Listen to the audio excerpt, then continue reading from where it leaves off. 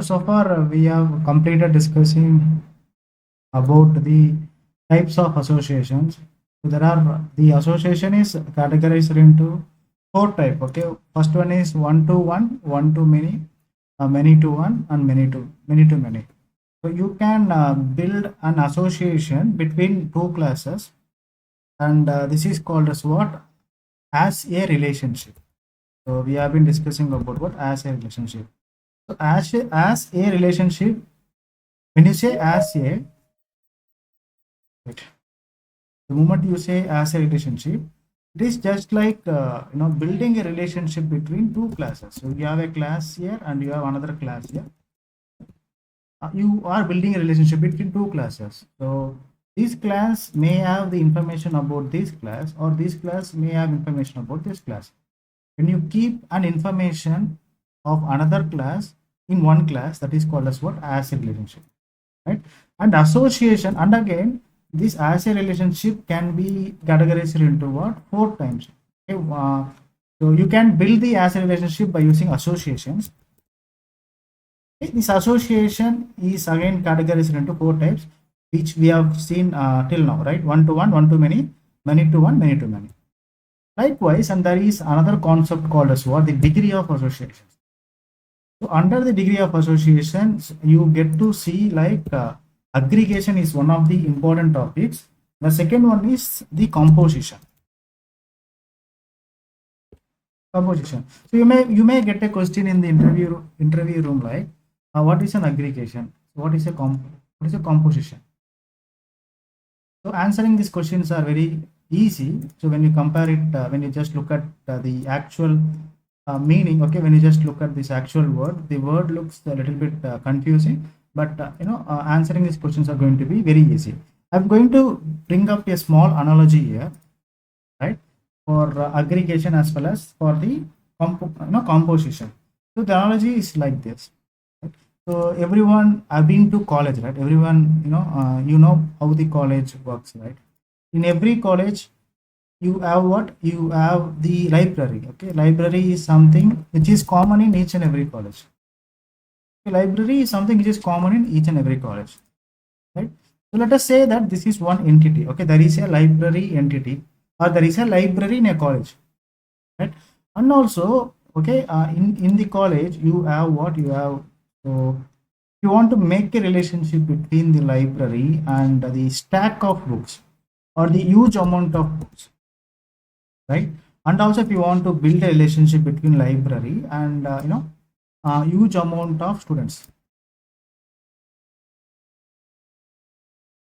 Okay, so with respect to library, what kind of relationship that the library may have with the books? For example, okay, if I place books inside the library, if I place books inside the library, I can simply say that, okay, the books cannot exist without library.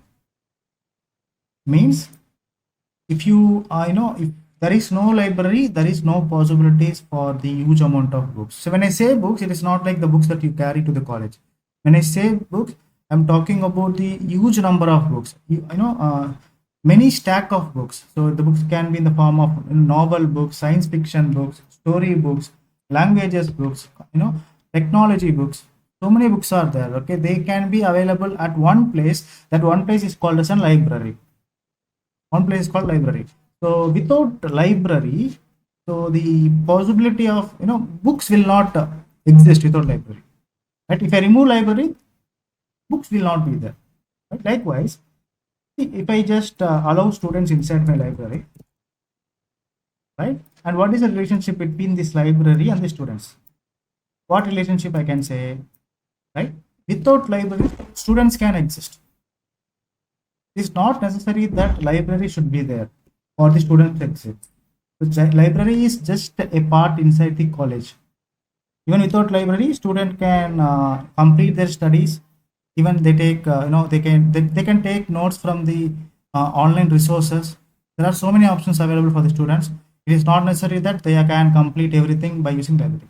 Without library, students can exist. Okay, without library, student can exist, but without library, books cannot exist. I can give a conclusion here. What kind of conclusion I can give here? If you look at this, just try to observe the object reference. So this is called as the container object. The library is called as what? Container. Why container? So it is going to store books, and it is also going to allow students inside. It is called as container. I have said, right, when one class is having information about another class, the class that is actually having the information about another class is called as container class. So in that context, I can say that library is the container entity. Okay, whereas the students are contained entities. Contained entity, and these books are what? Books are also the contained entities. Okay, but what kind of relationship this contained entity is having with the container entity? That is the question. What kind of relationship? Right? I have just said. So if I just remove library, okay, books will definitely remove. So there is no chances, no possibility for the books to get existed. But students will exist. If I destroy library, okay, there is a direct effect for the books. There is a direct effect for the books, but not for the students. Right? So I can say that there is a strong bonding between there is a strong relationship. There is a strong relationship between what? Between books and the library. Right? And there is a weak relationship between students and books, library and the students. Library and the students. Right? Relationship. So the book says, book always say, without you I cannot exist. So if you die, I will also die. Strong relation. There is a strong relation. Okay, but there is a weak relation for what? Students and library and the students. Right. The strong relation that I am talking about is called as what? The composition. So there is this strong relationship is called as composition. How we can implement that, we will understand. That is the second part. Composition. Okay, the weak relationship that I am talking about is called as what? The aggregation. It is talking about the Java object. If one Java object, okay, the life cycle of one Java object depends upon the another Java object, right? That comes under composition. If life cycle of one Java object does not depend upon the life cycle of another Java object, okay, it is called as what? Aggregation, right? So this is just the visual analogy. I can give you the exact definition. Okay, let us go by the definition. The question could be like, what is the difference between aggregation and composition? Okay, composition. First, let me talk about composition. Composition is very simple. So it is a strong relationship between two entities. A strong association between two entities. Association between two entities. Guys, am I audible? Everyone are able to hear me? Yes, sir. Okay. Okay. So it is a strong association between two entities. The first point, right? So it is very clear from the diagram, right? The second point is, if we close the container object, okay, or if the container object is closed, if we close the container object, then automatically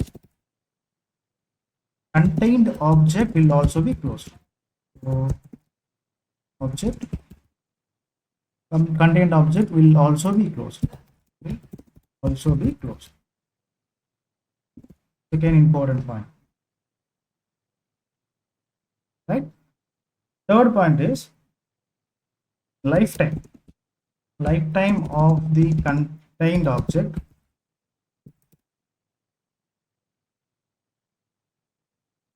depends upon the lifetime of the container object. Okay, that's it. So by looking at that diagram, if you remember the diagram, it is very easy to understand. Okay, library example, books example. Without library, there is no possibility for the books to exist, right?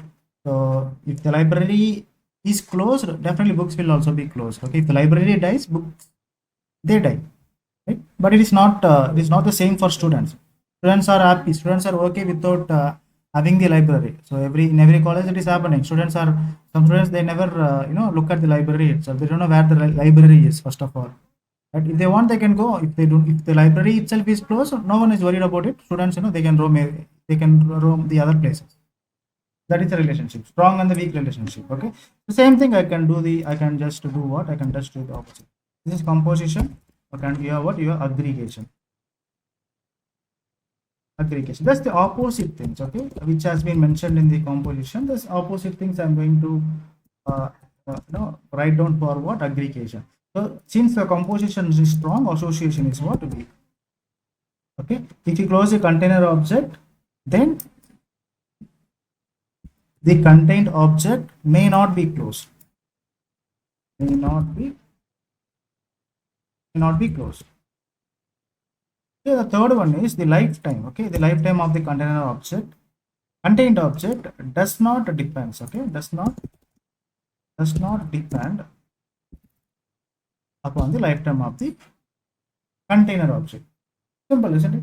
This is what aggregation of the composition. So to understand this programmatically, okay, these things are okay for answering in the interview room. Okay, so how we can understand effectively by using Java programs. Right, to understand this, okay, I want to define two Java classes. Okay, one is the name of the first Java class is okay. I want to take the class name as car class. This is one of the real-time analogies, very popular analogy. This is what the car engine analogy, car and the engine analogy. Right. So every car, a car is going to have a good name, a beautiful name. Every car, okay, a popular name. Okay, they keep some good names. Right, and every car definitely it has engines, right? Engine. So the name is going to be a direct value. So this engine is what I am making an as a relationship here, right? I'm making what, I'm making an as a relationship. I'm taking another class and the name of the class is the engine class. So I have a car class over here, I have the engine class over here, right? So in my engine class, I'm going to take only one entity, only one property. And the name of the property is something like the engine name. Engine. Right? So here I have two classes. I have two classes. Okay. And if you see, is there any association? Is there any relationship? Is there any as a relationship between these two classes? If you ask me, definitely there is as a relationship, right? Because the car class has a property called the engine variable, right? So this engine is an information about another class, which is what the class engine itself. Here a property name is the engine itself. So by looking at this, so I can assign the direct value to the name because name variable is expecting the string value. Expecting string value, I can assign some name. But if you see this eng variable, it is of what type? It is of engine type. And again, this engine is what? This engine is a reference of another class. I can also say that this engine is an information about another class, right? So by this, since the car class having an information about another class, so this car class is called as what class? The container class. Container class, and the engine class is called as what? The contained class.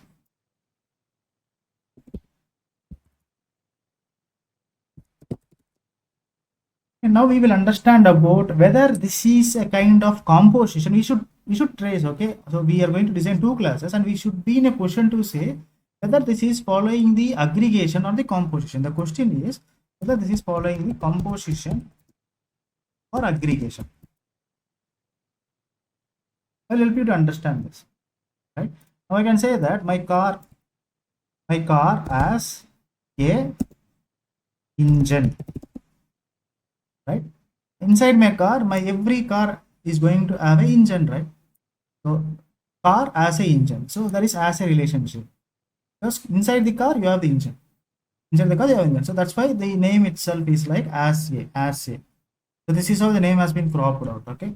Now in the real-time example, see, if you just imagine a car, you just imagine that this is a car. Okay. And inside the car, definitely you cannot run the car, you cannot drive the car without what? Without having the engine. So it is not like only the engine that you can need, only the engine is necessary to drive the car. It is not only about the engine I'm talking about. Not only the engine I'm talking about. It's also about, right? There is a direct relation, right? So there is an engine. Okay. I can conclude one thing. I can run this engine, okay, just like that without assembling it inside the car. I can just run the engine standalone. I can test my engine standalone.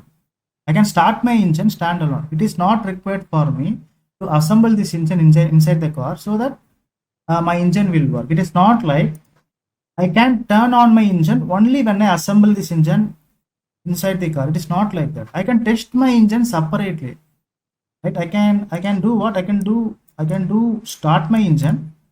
Okay, I can stop my engine without having this engine assembled inside my car. Right? I can perform the operations without having the body of the car. I can do the start operation. I can do the stop operation. I can do this way, or else I can do what? I can assemble my engine inside the car so that I can start my my engine gets assembled to the wheels for the rotary operation. My car starts and my car stops. So now this is the car class, right? So this car has an engine, but the functionality of the engine is exist. Okay, without engine, car cannot work. If I just destroy my car, still my engine works. That's what I'm trying to say. So this engine is a kind of the separate entity which will work. Okay, there is a relationship between. If I talk about the relation, there is a weak relationship between the car and the engine. Weak relation. Why weak relation? If I destroy car, if I destroy only the car, it is not necessary that my engine will not work. My engine will definitely work. I can use this engine for some other purpose. I can modify my engine to use it in the steam boats. I can modify my engine to use it in another car. I can do so many things. So they do not have the strong relation. Okay, they have the weak relation. So I can conclude this by looking at this relationship. I can conclude that. So this pattern is following the aggregation.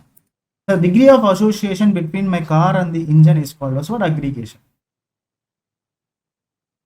Right? My engine can coexist. My engine can coexist along with the car, or my engine can live all alone, survive all alone without the car. Both case my engine will work. My engine will work in both cases, but my car will never work without an engine. Even if I destroy a car, still my engine works. So this is talking about what? Aggregation. This is talking about what? The weak relationship.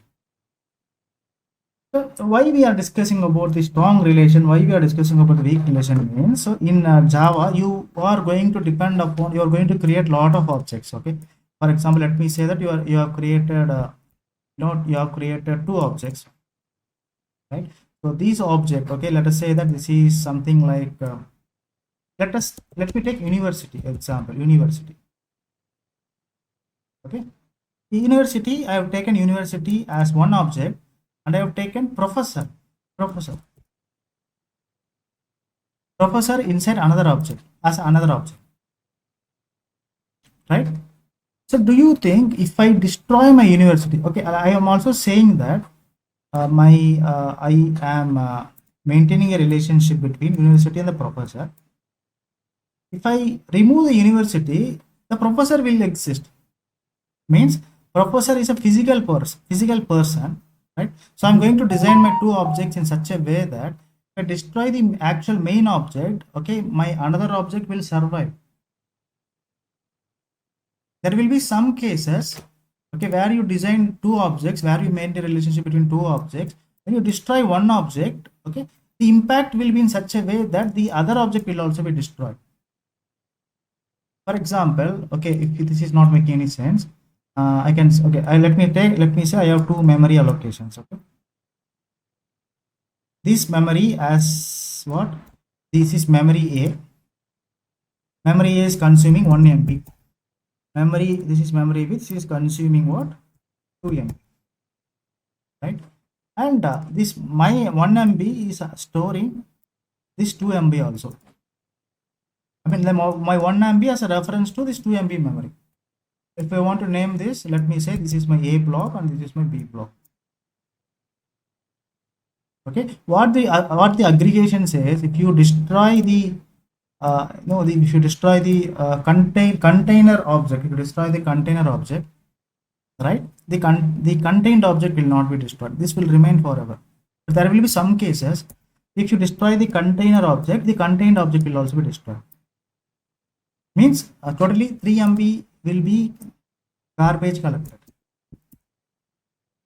Okay, for the composition, for the for the composition, 3 MB will be garbage collected. But for aggregation, only 1 MB will be garbage collected. If you still don't understand this, let me write a program. Now you will understand the last approach. Let us write this. Let us build a Java program. So for the better understanding. Okay, I'm taking the file. It is not visible. Let me do this. Okay, file new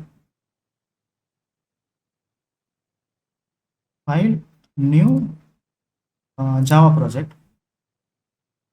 Okay.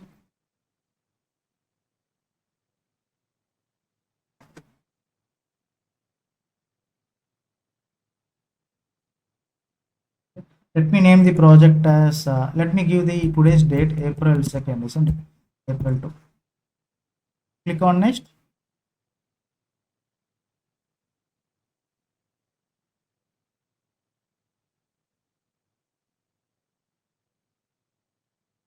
And click on next.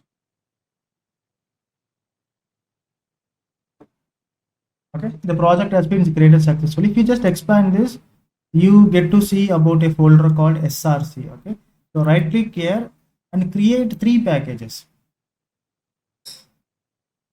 You're going to create what? You're going to create how many packages? 3 packages.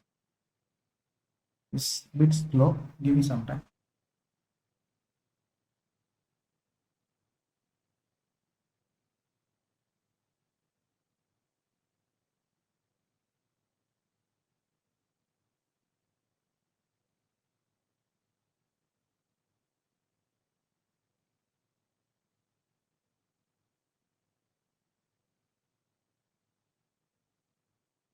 First package is com.test.r package I am taking, right?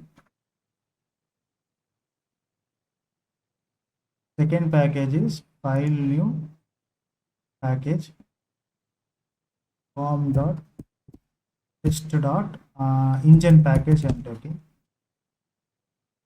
Okay, and the third package is new package com.test. The main package. Okay, the package name itself is the main package.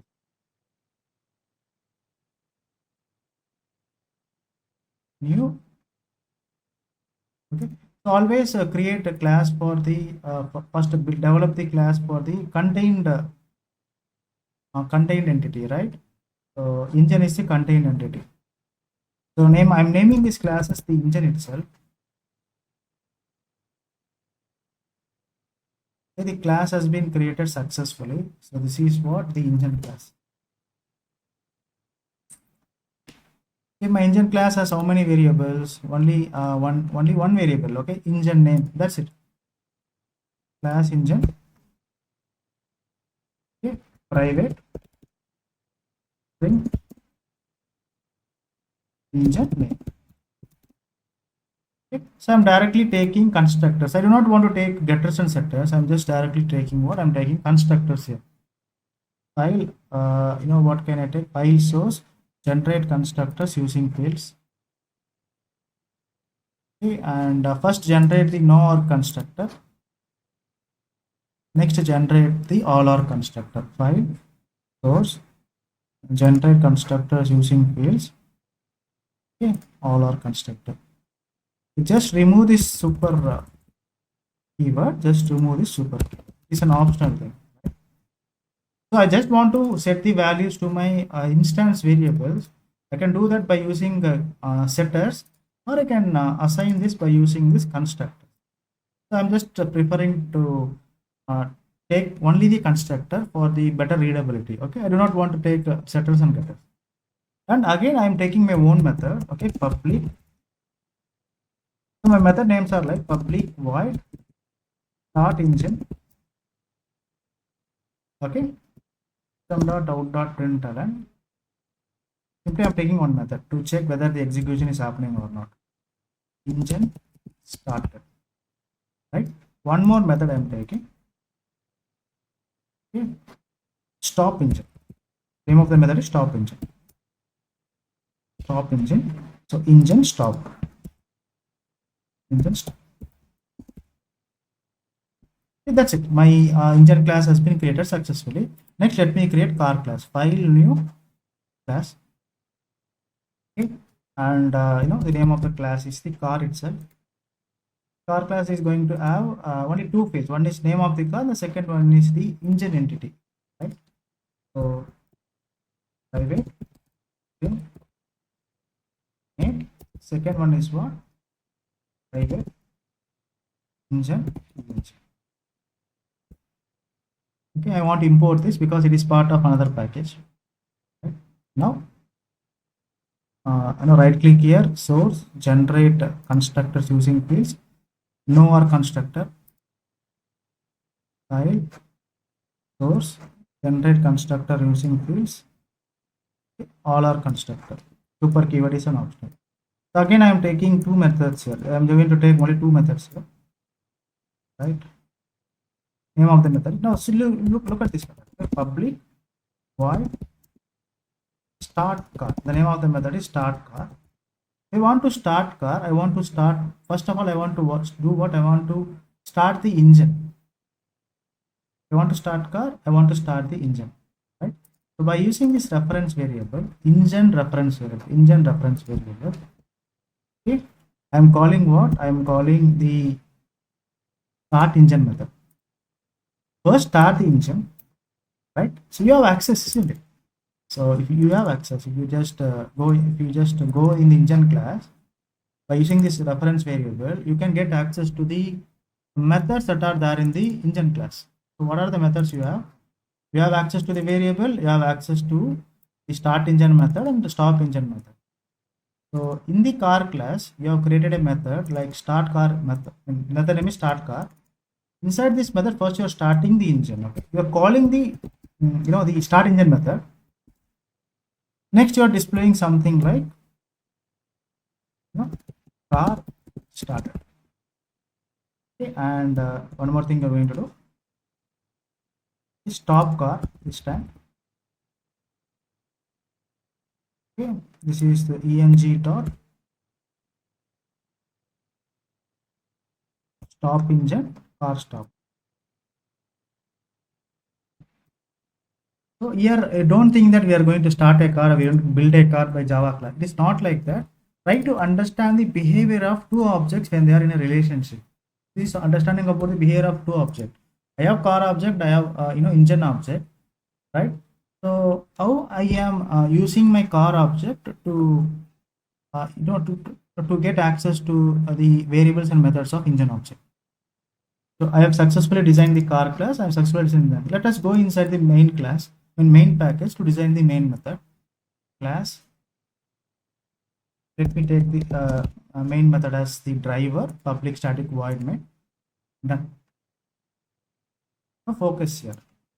Now this tracing is very important. Right. Firstly, I have said many number of times. First of all, you have to create an object for the contained class. Contained class. Till now, no memory is going to get consumed if you just perform the compilation. There, no memory will be consumed. The moment you start writing the code in the main method, the moment you start creating the objects, then the actual memory consumption will be started in the memory. First, create an object for the contained class. What is a contained class? Engine class, right? Okay, what I'm saying, engine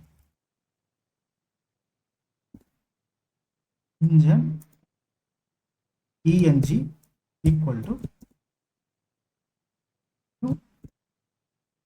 engine. So object has been created for the engine class, right? And what I'm doing, engine dot,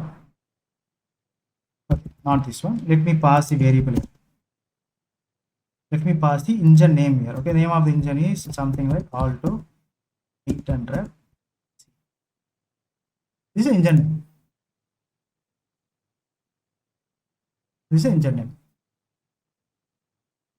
right? So because of this, what are the changes that are happening in the memory? Okay, so this is the line. This is the line, right? And because of this, what are the changes happening?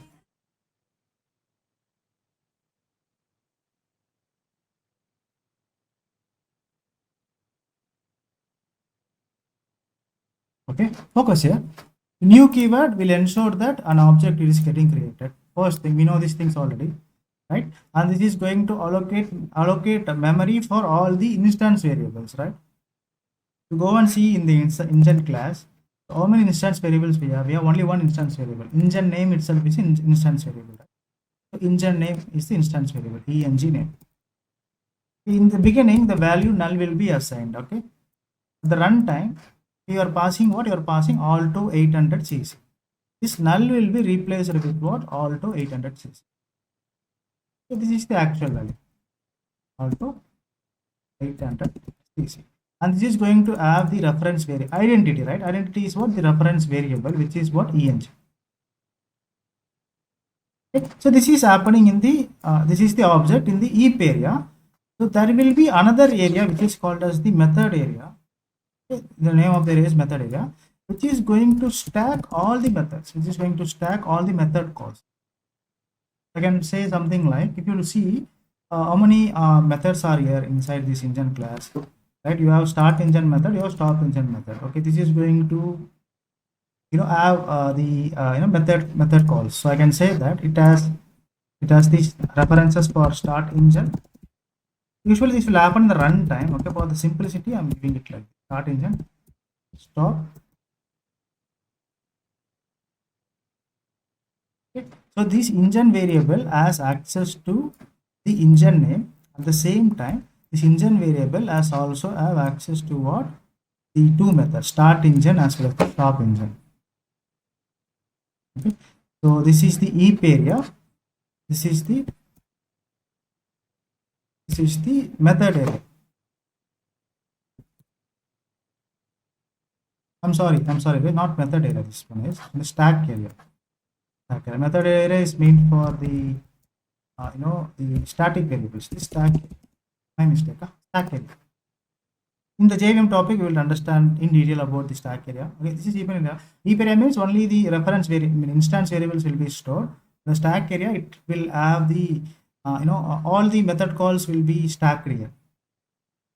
All the method calls will be stacked here in the real time. Okay, so done. So we have created engine object. Okay, now the next thing is what is missing. We have to create what? We have to create the car object. Car, car equal to new car. My car object is expecting the name of the car. Name of the car is Maruti Suzuki. So for Maruti Suzuki, the engine is what? The engine is I'm passing this reference variable eng, complex object. This parameter, the second parameter is expecting the engine variable, so I'm passing the engine semicolon. Okay, so let us see what are the things that is happening behind this because of this. Second line. Okay, first line is clear, and second line.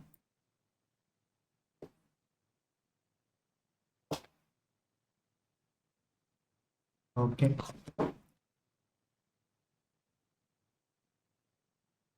Second line. Okay. Now, because of the new keyword, the car object will be created, and this is an identity called the car. The car itself is identity. How many instance variables are there? Okay, you are passing the first instance variable as. See guys, how many instance variables are there inside the car class? You have the name as well as you have the engine. Right? So you have the name, you have the engine. Okay, for the name beginning it is going to be null. Okay, even for the engine beginning it is going to be null.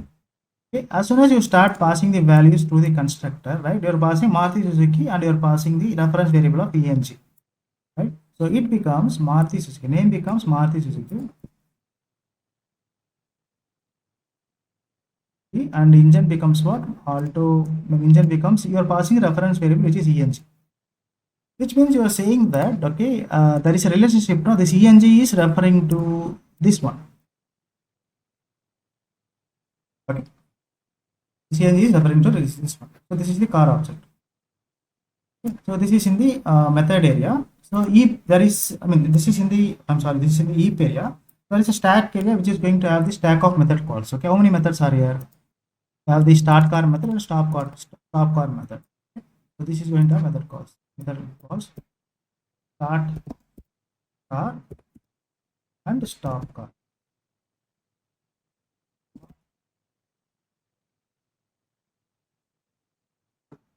Right now, the actual magic happens now from the driver class. So if I just run this piece of code, you don't see anything in the console.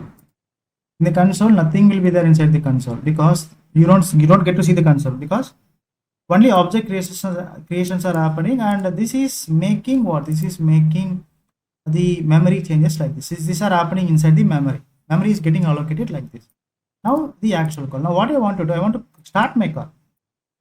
Okay, by using this reference variable car, I want to do what? I want to start the car. Start car. Okay. So because of this method call, I run this. Engine started, car started. First engine is getting started, second is car is getting started. Now what is happening? This one call, okay, this one call, car dot started, okay, start car method is getting invoked. So this is the car class and this is the start car method. Start car method. The start car method is getting invoked. The instructions will be executed from start car. Okay. The first line is you are saying engine dot start engine, eng dot start engine. Right? Focus here. So you are calling the start car method by using what? By using the car reference. So this is the car reference. This is the car reference. Right? You're calling what? You're calling the start car method. So this is the start car method. Right? So this call is going to execute all the instructions inside the start car method. Inside this, you are using what? Eng dot start car. So where is this eng? Where is eng? This is the eng. Right? The control will be transmitted from here to eng. Right? You are internally again you are calling what? You're calling this method. From here you are calling what? You are calling the start engine method. Focus here, little bit confusing. Again you are calling start engine method. Okay. Now trace where is start engine. So in the engine class you have what? You have start engine. So this is the method of start engine. Right? So the control will be transmitted to start engine. So what is the first instruction? Engine started. Engine started will get executed. So in the console you get what? Engine started.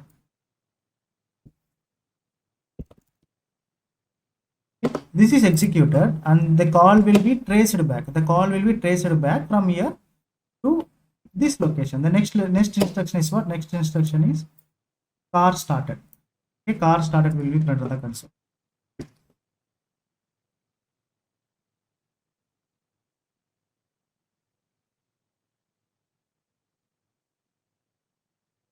Making sense?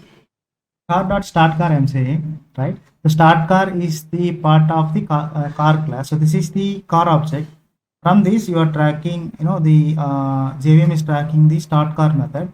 So inside the start car method, so this is what the start car method is. All the instructions needs to be executed. And again, the first instruction is what? you are calling the start engine method on eng reference variable. So this is the eng reference variable. It is going to track the eng object reference, right? And it will invoke what? Start engine method. Again, inside the start engine method, these are the instructions, right? And engine, the first instruction is what? Engine started, right? Engine started will get executed, and again the call will be traced back. Okay, the remaining instruction is there in a second instruction, car started. Likewise, if you say something like car dot stop car, right? Car started, car stop. I mean, engine started, car started, engine stop, car stop. Now what I am doing, I am destroying the car object. I am destroying the car object. I am saying car equal to null. So this is called the nullifying effect in Java. I am just saying car equal to null. So when I say car equal to null, this line is going to do what? This line is going to destroy this car object. This car object will be destroyed. But still my engine object will work. How I can confirm that my engine object will still work? Okay, if I just run eng dot start engine, okay, eng dot start engine. Even though my car is not working, I'm able to start my engine. Okay, so this is not required. So I'm just nullifying. This is not required. This is not required. Okay, so after this, what? Okay, let me keep these things. After executing my start car method, stop car method, I am just nullifying. This means I am destroying this to. I'm destroying the car object. I'm completely destroying the car object. When you say null, it means you are saying null on top of the car reference variable, which means the car object will be destroyed. After the destruction, still you can able to start the engine, right? Still you are able to call the engine. Start. So car started, car stopped, engine stopped, car stopped. Then engine started. You are able to start the engine, but you cannot start the car now because it has been destroyed. If I just start the car now, it will give me an error, null pointer exception. Null pointer, you have destroyed the object. You have destroyed the object here. After destroying the object, you cannot start the car. If you have attempted to start the car, you will get an exception because it is pointing to null. There is no data. You are calling the methods on empty data, null data. That's why you are getting exception. Run this code. Okay, before destroying, it is getting executed.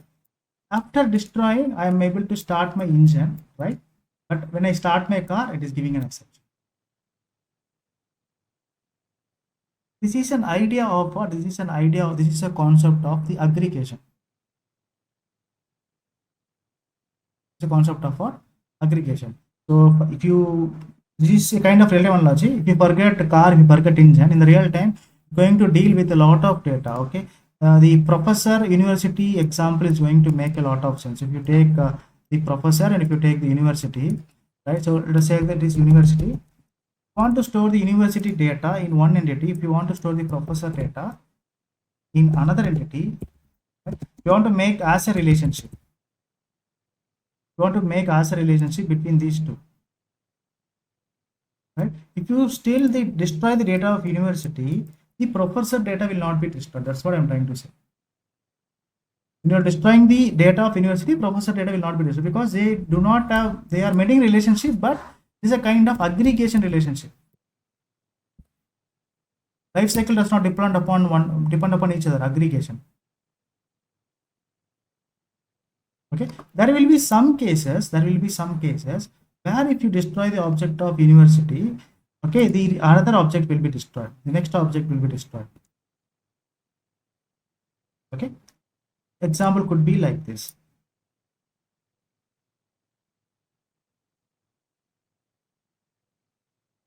University departments, right? I maintain relationship between these two, university and departments. You destroy, okay, if you have created memory for university object, if you created memory for the department object, you destroy the university, definitely this is also going to get destroyed. And it is going to have an impact on the the relationship object. That we will see tomorrow. That is called as composition. We will see that tomorrow. You are going to deal with two different set of data. If one data is impacting the other data, that is composition. If one data, if you disturb one data which is not impacting the other data, that is called as aggregation. As simple as that. If you still feel confusion, I know repeat this video once again. You will get this. These concepts will not be discussed anywhere you won't find this in any YouTube channels, right? You just check by yourself. This the explanation will not be clear like the way that I have explained it.